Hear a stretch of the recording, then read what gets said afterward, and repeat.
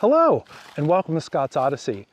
When the second Raystown Dam went into place back in 1973, a newer, much larger lake was created with 30 miles of water over 8,300 acres of surface area and depths of up to 200 feet. That means there were a lot of things within that area, not including below the surface, that were relocated or just left behind. One of those relocations was the Yocum Cemetery of Heston, PA, and a woman with a historical event found in her youth regarding a savage Indian attack and a cow's tail. See you in a minute.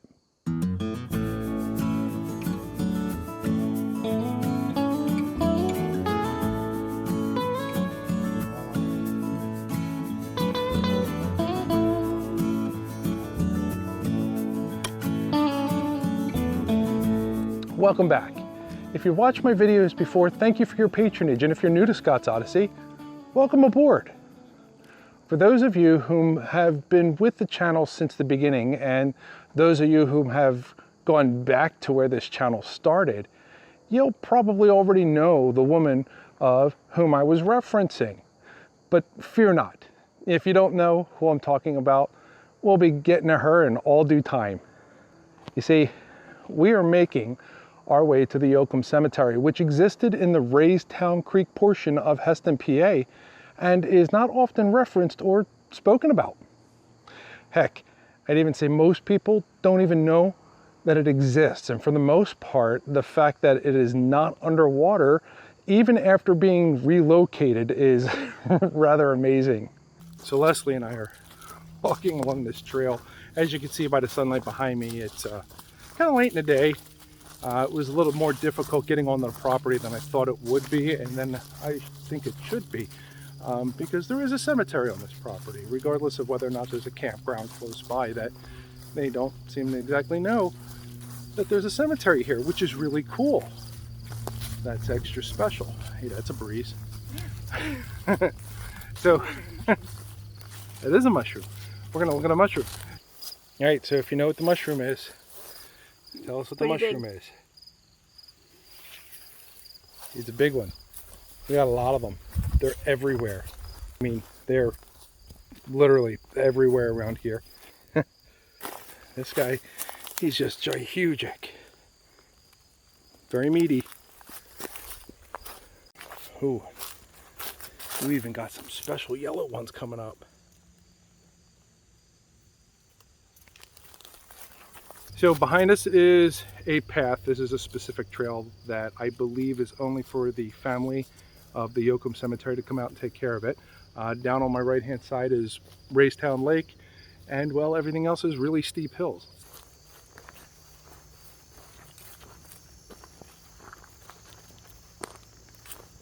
We haven't found it yet. We're working on it.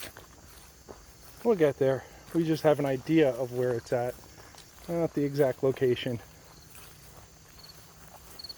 Okay, so we've walked a little half mile downhill, very steep downhill, but we did a nice slope. That's the boats on the lake that you hear there. That's a gnat in my eye because it's like spiders. We have them here, but we came up upon it.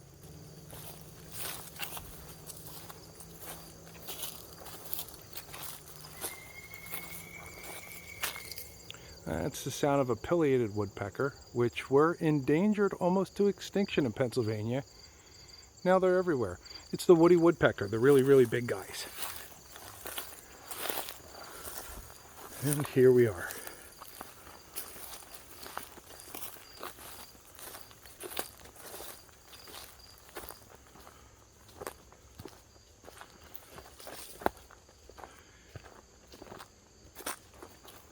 Yes, that close to the water. Literally.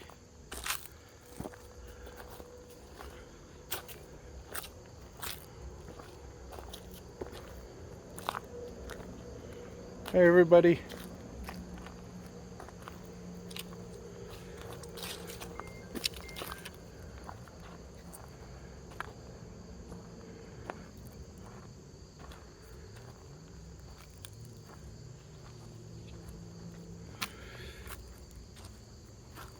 Not to disrespect anyone else here. Don't know who they are, don't know their stories. We have one in particular that we've come to take a look at.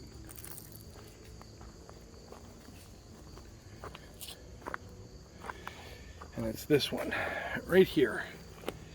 JD, Jane Dowling. It's a very, very small stone. It's about, I would say, 12 inches by 8 or 9 inches. It's all the bigger it is. Now, the information that I was able to, well, dig up on this cemetery states that it would, or that it existed in a site that would be approximately 150 feet downhill and about 800 feet off the shore from where it is today. Well, it is about 100 feet from the banks of the Raystown Lake and literally miles from any formal part of civilization. Yes, there is a campground close by, but the site itself is on Army Corps of Engineer property, the ACE group. When the second dam was built, there was a lot of sites that needed to be reclaimed or moved by the ACE before the water filled the area. The most famous you will hear about is that of H, Pennsylvania, where many homes were moved up the hill and nothing but foundations remained behind. But the parts that you don't hear about are the very difficult to find information on the cemeteries because, well, yeah, there were a lot of dead people interred in these locations. In H alone, there were almost 1,000 cabins and farmhouses that were moved as recorded, as well as 407 graves. Well, I could assure you, of the 407 graves, there were a good handful that were probably not marked. There were also all those people interred and only recorded by a field stone or a tree, or not recorded and totally lost to time. Yes, what I'm saying is there must be a large number of people whom are interred below these waters that we don't even know about. Back to the Yocum Cemetery. The Yocum Cemetery, which was relocated in 1972, contained well over 31 marked stones and about 10 unmarked stones, not to mention a large number of unmarked field stones in various stages of damage due to time and, well, vandalism. The record does not show if the bodies were actually removed, moved, or left behind. More often than not, back in the 70s and years previous, locations such as a cemetery when in need of relocation for building purposes were only surface moved. In other words, it's more typical that a body laid to rest remained, and only the stones or markers were relocated. Personally, I believe that's what happened here as well, but I don't know for sure. Now, the story of who we came to visit today. Today, we are here to visit the resting place of Jane Dowling, a woman who lived a good life and apparently was married in the Dowling family sometime after her famous escape from an attacking Indian raid on her family's plantation when she was just 16 years of age.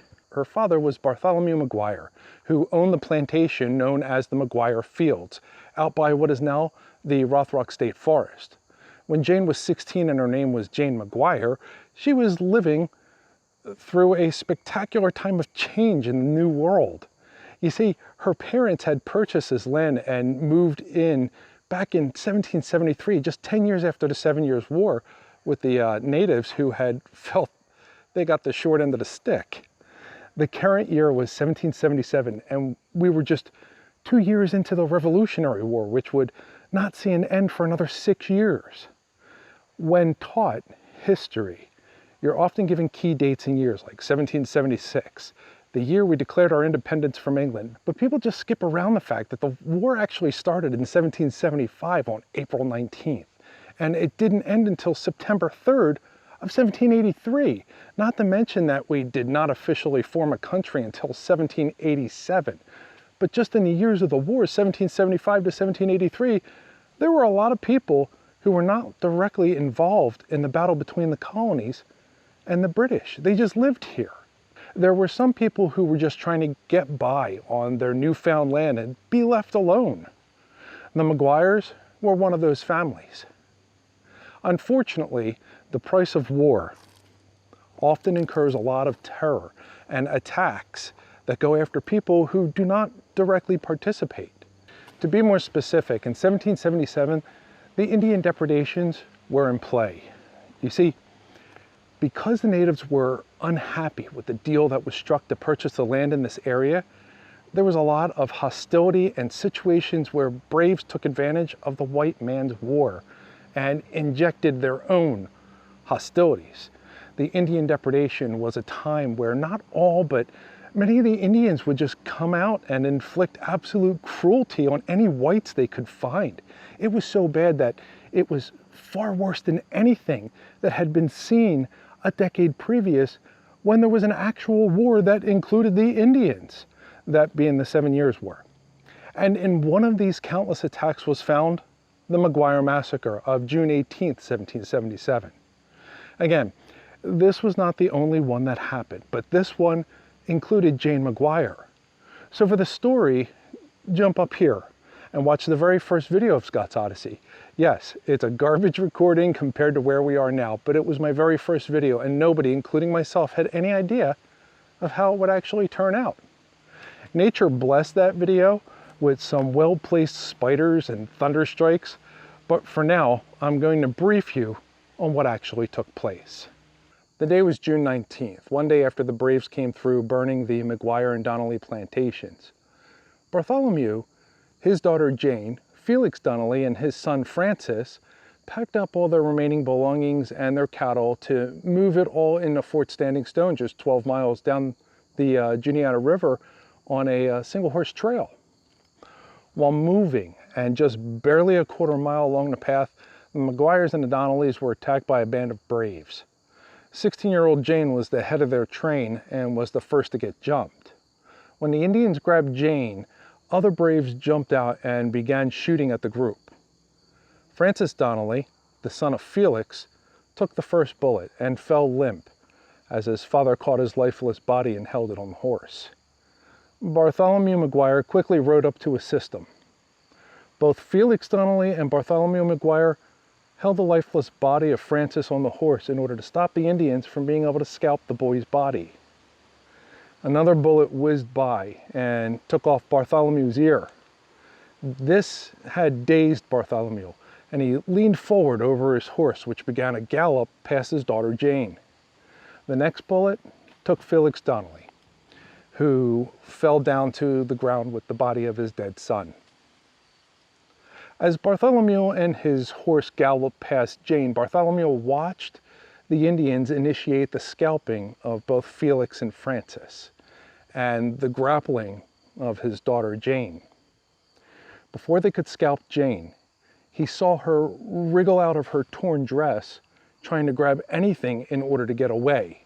Well, what Jane grabbed was the tail of one of the cows. It's no secret that most animals that possess tails don't like it when something grabs them by their tail, and this situation was absolutely no different. Directly quoting the records, states that what was witnessed is as follows. When Jane grabbed the tail of the cow, and I quote, taking fright, ran with terrific speed down the road toward the fort, overtaking Bartholomew Maguire, dragging Jane the whole way. Bartholomew, now recomposed, was able to aim his rifle at the pursuing Indian who, seeing all of this take place, took refuge back in the forest.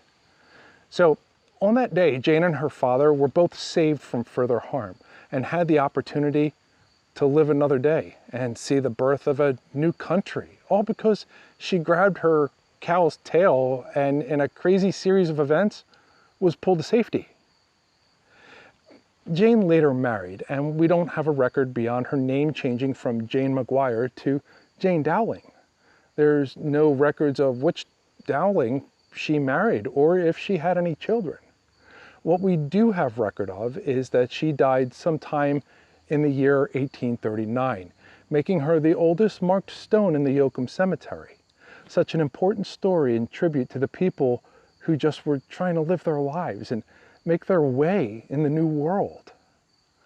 Many times you'll see movies or you'll read a book that paint a picture of serenity and an easy life during the 1700s, but the reality of who we once were paints a completely different story. Yeah, yeah, maybe there were periods where you were not being attacked by an Indian, or the British, or some brigands, or bandits, but then there were the wolves and the cougars, as well as the bears and all the other small animals that could have deleterious effects to your health or well-being. Not to mention how difficult a winter can be when you have no heat or food in this area. Regardless, here on the edge of the Raystown Lake, just a mere 100 feet, lies the final resting place of Jane Dowling of the Maguire family. Someone who saw all those things aforementioned and was able to live on to be 77 or 78 years of age, only to have even her final resting place moved because, well, that's who we once were. Always changing, always moving forward, always improving. Thank you, Jane, for letting us come out and visit. Hopefully others will be able to come out and visit, or at least continue to tell her story and our story into the future. I thank you all for watching, and I'll see you in the next video.